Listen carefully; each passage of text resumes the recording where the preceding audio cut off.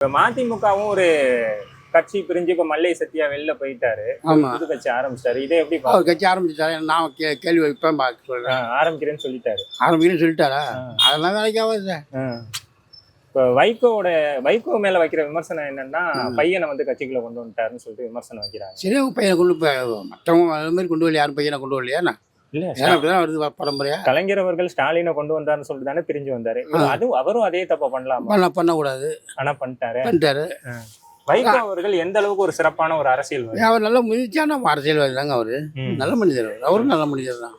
மதிமுகவும் இப்படி ஒரு சட்ட சிக்கல்ல இருக்கிறத நீங்க எப்படி பாருங்க? எல்லாம் போய் எல்லாம் அப்படியே எதுக்கு தான் இந்த மாதிரி அடிச்சுக்கலாம் எனக்கே தெரியல. சரி, இருந்து விடலாம். இளைஞர்களுக்கு விட்டு கொடுக்கலாம். விட மாட்டேன்றாங்க. அதுதான் அணுகிட்டோம். என்ன பண்றது? இப்போ விஜயகாந்த் இருந்தார். இப்போ அவர் பையன் நிற்கிறாரு. அவர் பேச நியாயம்தான். அந்த பையன் இந்த டிவியில் பேச நான் பார்த்தேன். அவர் பேச நியாயம் தானே. அவங்களுக்கும் ஒரு ஆசை இருக்கும் இல்லையா? அவங்க இல்லை, அவங்க அப்பா தான் ஒரு ஆசைப்படுறாரு. ஒரு இது தப்பு இல்லையே. ஆனா கட்சியில வளர்ந்தவங்களுக்கு வாய்ப்பு கொடுக்காம பையனுக்கு வாய்ப்பு கொடுத்துட்டாரு அப்படின்னு சொல்ற விமர்சனம் இருக்கு.